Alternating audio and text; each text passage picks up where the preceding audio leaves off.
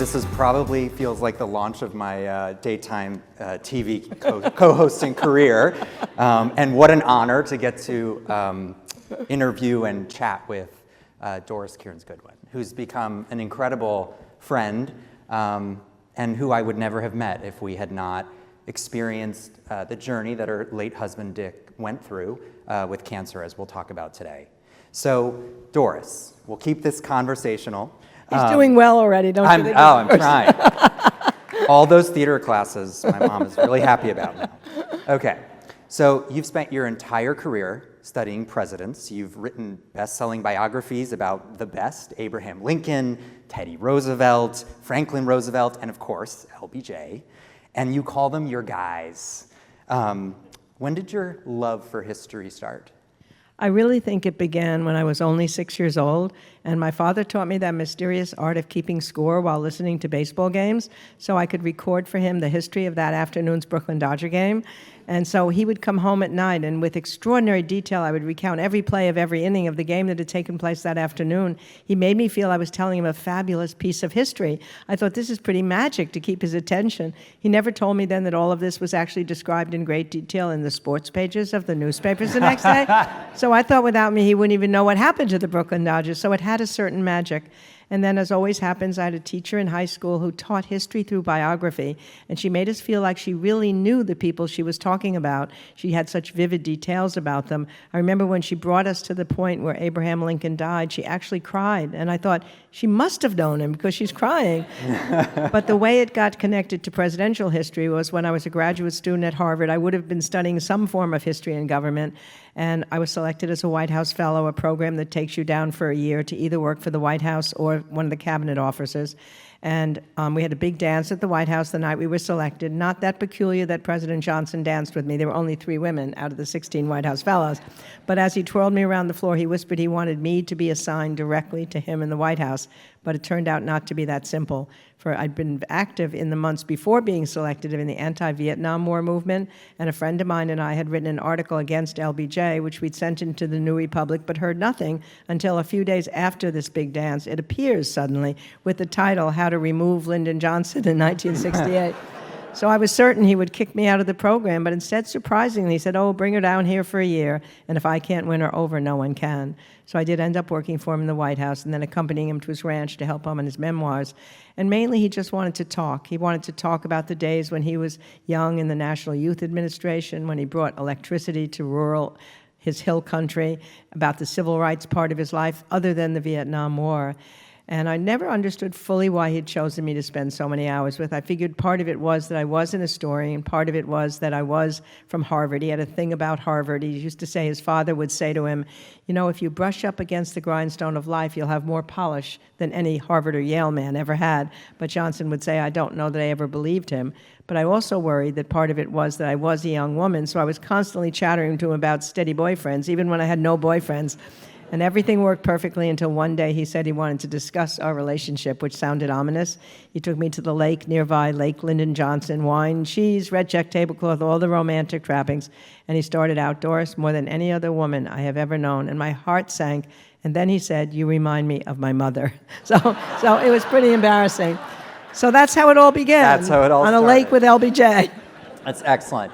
I was going to say, one of the things that's connected Doris and I is that my husband is very into early American history, which Doris knows very well, as my mother-in-law is was an American history teacher. So my love began when I was dragged across the country to many different American history sites and learned our nation's history. Not dragged. You loved it looking back on it. I do love it now. Anyway, so, okay, in your recent book, which is An Unfinished Love Story, A Personal History of the 1960s, you tell us a far more personal story. And it's really you sharing the journey you took with your husband, your late husband, Richard Dick Goodwin, in the final years of his life. Tell us a little bit about the book and its origins. Yeah, it really was the journey that was, in the end, helped by Dana-Farber, so I'm so glad to be here for this. What happened is that he had saved everything over his entire life, crazily. It was 300 boxes that truly were dragged, as you want to talk about dragged, with us from attic to basement to barn. And it was a really time capsule of the 60s, because he was sort of like Zelig in the 60s. He was everywhere. He was with John Kennedy in his campaign, in the White House with John Kennedy, with LBJ during the great days of the Great Society and the civil rights. And then he turned against the war and broke with LBJ and was with Senator Eugene McCarthy in New Hampshire, but then was with Bobby Kennedy, his closest friend, in his campaign, and with him when he died. So I had looked in these boxes when he was collecting them all this period of time, and I knew how great they were as an historian, but he wouldn't open them because he felt so sad at the way the decade had ended, with Bobby killed and Martin Luther King killed and the riots in the streets and the campus violence, that he just wanted to look forward instead of back.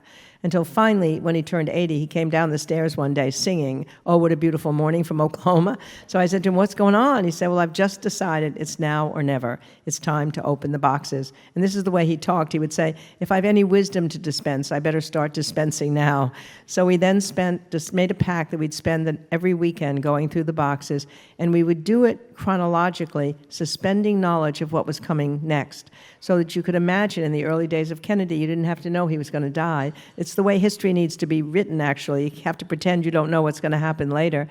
And it turned out to be the great last adventure of our lives, because it allowed us both to time capsule back to the 60s, remembering the great parts of the 60s as well as the sadnesses. Yeah, and so Dick began his public career working for Senator John F. Kennedy as he campaigned for the presidency, and then he followed him to the White House as both a speechwriter and an advisor. So build on that for us. What were some of the experiences during that time that stood out to you and him?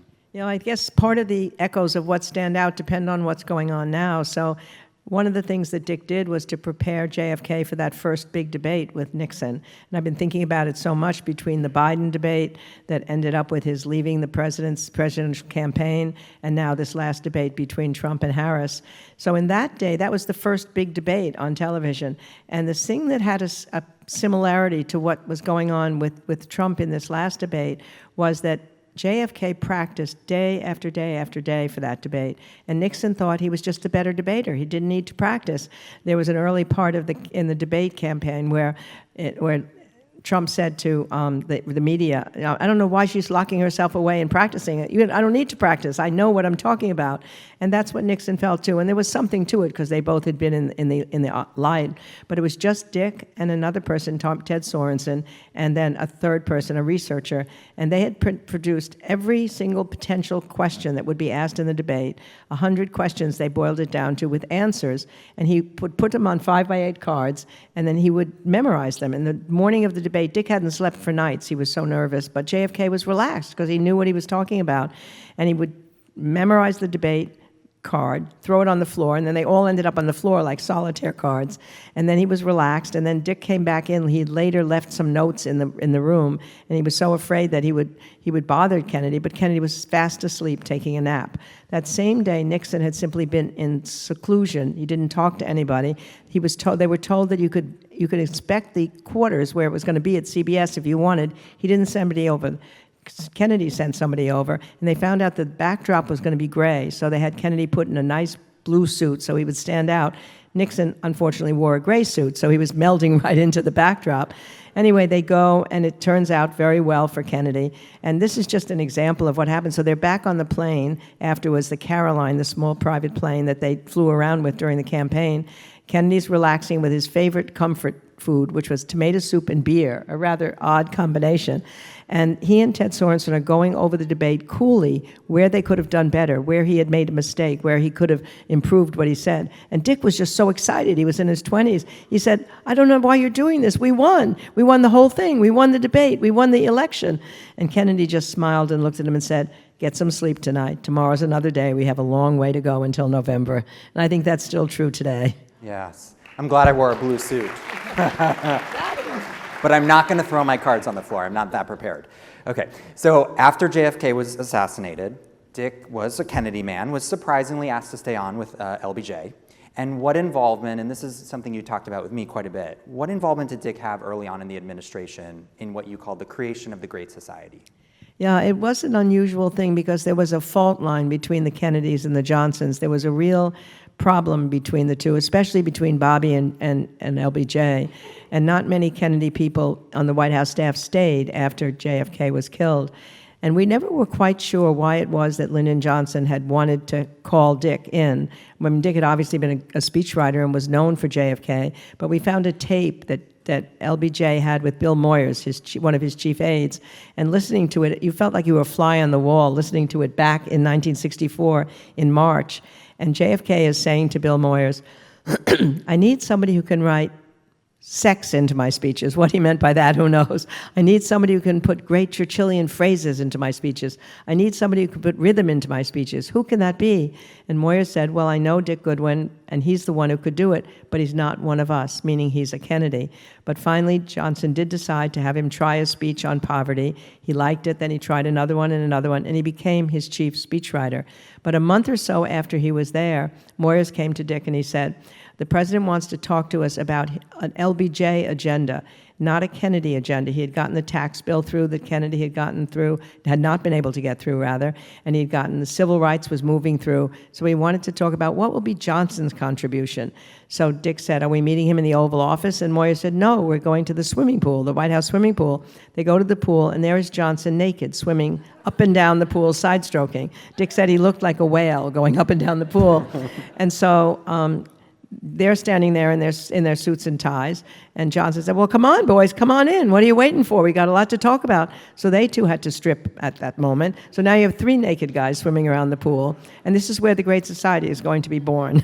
So what happens is Johnson talks about what he wants to do, and he knew everything right even from the first day he became president. He knew he wanted Medicare. He knew he wanted federal aid to education. He knew he wanted civil rights and voting rights and immigration reform.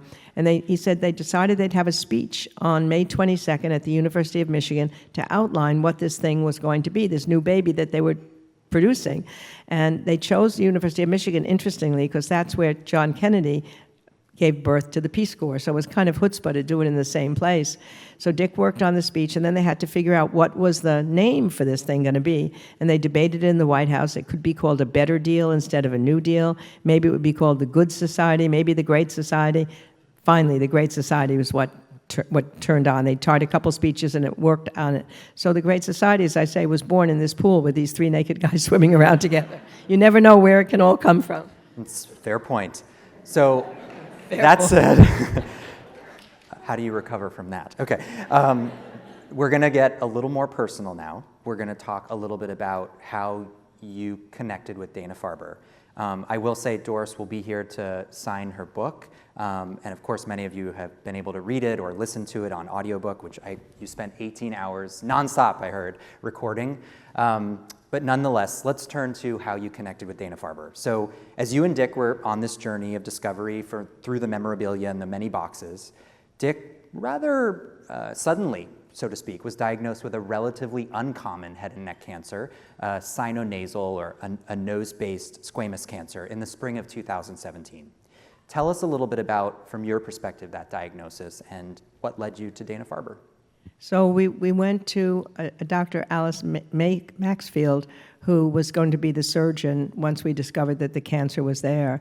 And the whole year had so many ups and downs. It wasn't just a steady line down, and Dana-Farber became like a family to us. That's why I'm so glad to be here. She's the one who brought us to Dana-Farber.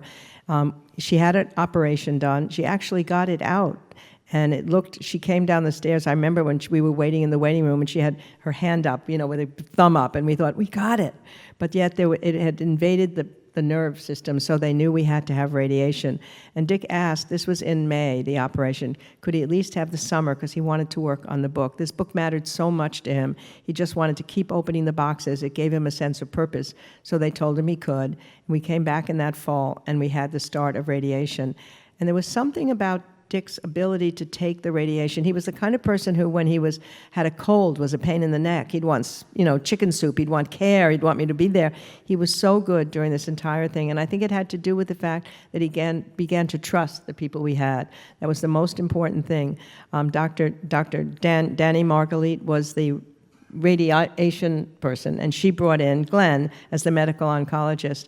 So as we went every week to radiation, What the great thing about meeting Glenn was that, as you can see, he's a kind of fancy dresser. So was my husband. My husband had crazy socks like he has on all the time.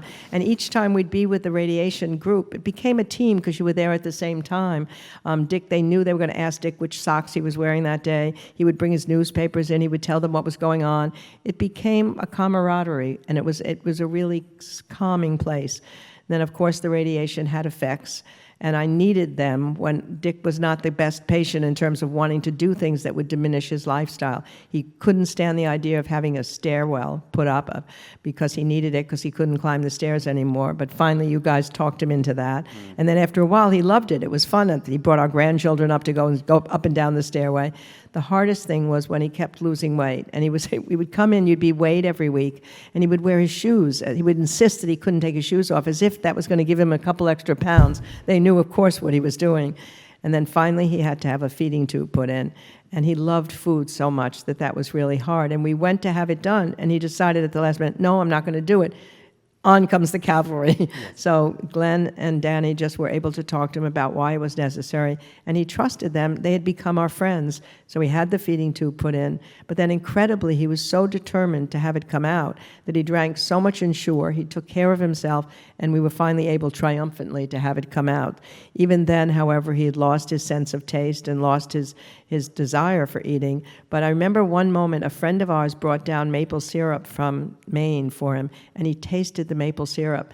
And we were so excited that maybe the taste would come back. And I want to ask you about that, too, that we started, this friend of ours, Michael Rothschild, who has a farm in Maine, had gone with us on many trips to Europe, to the great restaurants in Europe. So we got menus online, and we started planning what we were going to eat in Paris, in Florence. And it was as if he had something still to look forward to. And then you did tell us that it was possible that the taste could come back, right? Yes, and it takes a while. But yes, within a couple of years, people start to develop, usually by the second year, it's sort of peaked, that taste comes back. And it's not always the same, right? You might lose spice, you might not have the same sense for alcohol or certain alkaline foods, but you do get most of it back, and most people are able to eat. And what was amazing about Dick was that we had a pattern in Concord, where we lived at the time, of going out to dinner almost every night because we wrote at home alone all day long together. And we had a group of friends that we would meet in one bar or another. And Dick still insisted on going all that time, even when he couldn't eat. He couldn't have his famous Gibsons, which had onions instead of olives in them. He just had water, with the onion in it. And he just had such a feeling of purpose because of the boxes that he just kept going. Sometimes he would say, when there were hundreds of boxes still left, he said, I wonder who's going to finish first, me or the boxes. But they sort of became a talisman for him. We kept feeling, as long as we had this sense of joy in recovering the 60s, that we didn't have to worry about whether he would live or die. And so the radiation worked.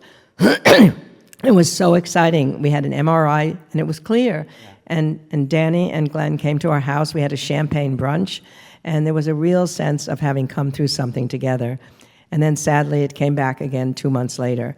And that's when we went into immunotherapy. Dick said immediately to you, what can I do next? It was so meaningful to me that he kept wanting to live through all of this. And so he started the immunotherapy, and he had 2 infusions, I think. And you had told me that if the second infusion hadn't worked, it meant it probably couldn't work. And I remember we went in to see you, and Dick, for the first time, he had never done this before, he asked, how long do I have? And you said to him, honestly, weeks, not months. And I went home that night, and I think, oh my God, we're going to have to talk about this now. As I said, as long as we had these boxes to open, we thought it was just going to go on. That was the crazy, magical thinking. And so I was waiting for that conversation. Then he comes to me and he says, well, Dr. Hanna said we have months, not weeks, so there's still time for me to work on the book. Whether he did that on purpose for me to keep me going, or whether he really didn't hear him the right way, but it meant that we were working on the book. And the great thing that really mattered was that by going through the boxes, he had carried with him his whole life an anger at Lyndon Johnson, who he had loved. He had done his most important work with him, not only that Great Society speech, but all the work on civil rights.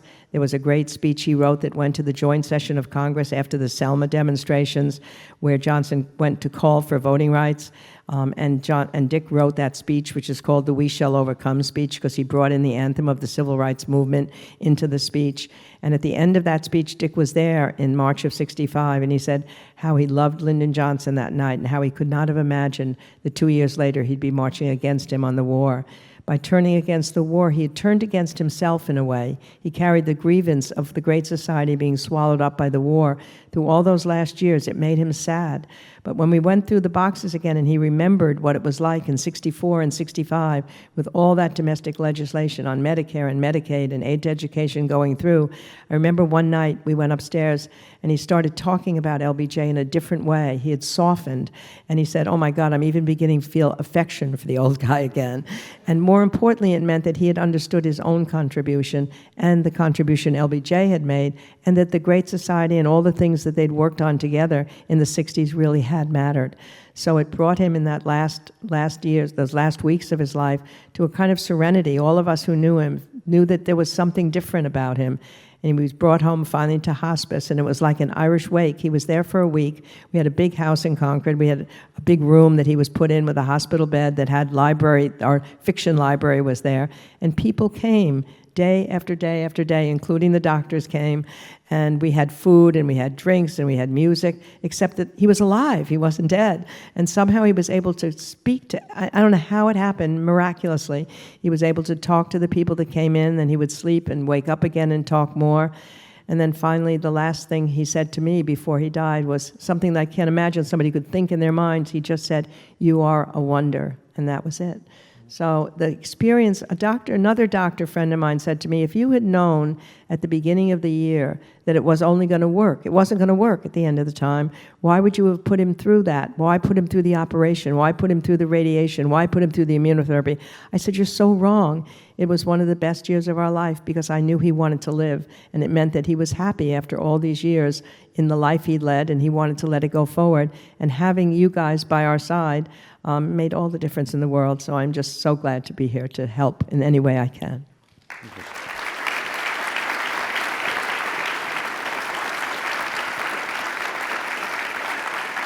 And I did just want to take a moment as we have a few minutes left. I did want to acknowledge it's an absolute pleasure of mine to spend days and an office next to Dr. Danielle Margulies, who is one of the head and neck radiation oncologists in our program. I've learned so much from her and consider her an extraordinary colleague. Yes. So Doris, you spent some time talking a lot about how Dick was feeling and evolved through this process. Tell us a little bit about you being an incredible caregiver during this time. I remember you came, no matter how busy you were, you came to every appointment with your notebook and you were scurriously writing notes and you would write everything down, and you wanted to learn so much about the disease process and what it was like for symptom management. So tell us a little bit about what that caregiver experience was like for you and how Dana-Farber supported you. I guess I'm so used to taking notes on everything, whether it's notes about dead presidents. Now it was a note about this disease. And I did really feel that somehow if I could keep track of everything, he was also had a heart condition, as you know, so that I had to worry about his blood pressure and what was going on. But as long as I could carry it down on my pad and come in and then ask you questions about it, then the questions would be answered, and then all the, you go down a rabbit hole. I was starting to read about the internet, which you should never do about these things, and what this symptom might mean or that symptom might mean. But we had such regular meetings when we went with you, or I could call you up at any time. So there were times when it needed infusions, which was actually a great relief for me, because then we could take him in and he needed the infusion, and then I could go out and go in for a couple hours until he would wake up from the infusion. But I knew what was happening to him, and it's so crazy that we don't know about the body. I mean, I'd give anything if I could go back to high school and not be dissecting a frog, but instead be learning about human anatomy. I mean, when you realize how important one thing of the body is with the other, and you all know about that, but I didn't. But I learned that through you guys, so I felt like I understood what was happening to him. I'm not sure it made me really accept that he was going to die, but it made me know that he was getting better at that time. And then when things started getting worse, I was beginning to be prepared and you were always there. I could call you and say, this is happening. I've written this down. What does this mean? And there you were.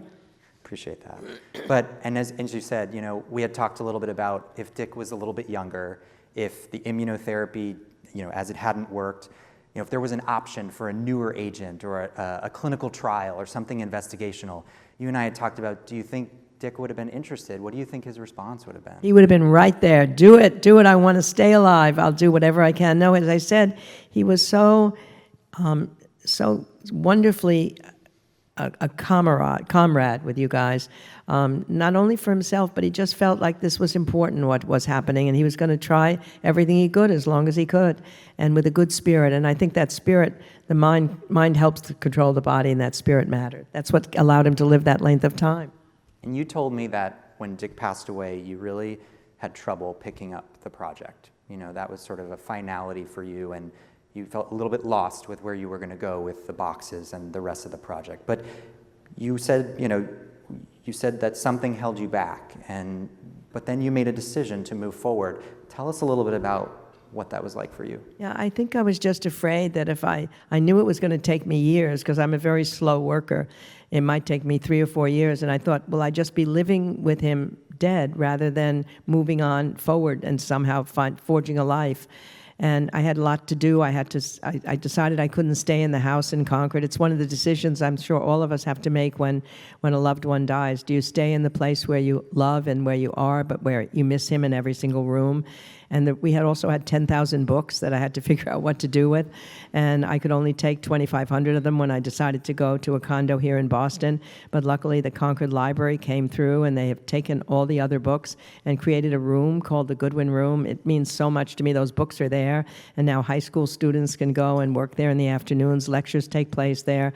And the books will be there permanently. I mean, there's Halcott and Thoreau, and there's Goodwin. It's just an amazing thing that happened. So all those things happened. And then finally, when I was settled in Boston, I realized that all my life I had been spending time trying to bring dead presidents to life. I've loved doing that. My only fear is that in the afterlife there'll be a panel of all the presidents that I've ever studied, and everyone will tell me everything I got wrong about them. But nonetheless, I've loved that career. And if I can bring Dick back to life, if I can write about him, if I can tell the story, then he'll be living rather than dying. So I did finally, a year and a half or so after his death, begin the process of working on it, and finally it got done this past year. And that's why it's called An Unfinished Love Story, a personal history of the 60s. It's we really appreciate you taking the time to speak with us. It's been an absolute pleasure to work with you and to get to know you. It's one of the sort of hidden gems of being an oncologist in our position is, cancer is a great equalizer, and who would have known that I would have become a lifelong friend with Doris Kearns Goodwin through this experience. And what a privilege for us to be able to care for such an incredible human being, both you and Dick, who've changed American history. And it's really, our pleasure to be able to help in that way. So thank you. And thank you for being here. I think we have time maybe for just one last question or ending note. So for all of us out here who have very dusty attics and basements filled with scrapbooks and boxes, and I have a Jewish mother who will not throw away anything, and has now moved into a smaller condo and has decided to start sending me boxes with things that I didn't even know I needed or wanted. Tell us what your advice is for going into those attics and basements and dealing with those boxes and scrapbooks. Yeah, I think it's really so important if somebody older than you has these boxes and has letters, has scrapbooks, to go through it with them if you can before it's over, because to be able to for Dick to tell his story, it's what all of us want. We all want to be remembered after we die. It's not going to be on Mount Rushmore. It's not going to be on currency. It may not be in the movies. But you just want your story to be told by your friends and your colleagues and the people that you care about. And the more you can talk to the people themselves, and I think for those last years or even before they're ill, about bringing those things out and starting to go through that story so they know that somebody's going to remember them afterwards.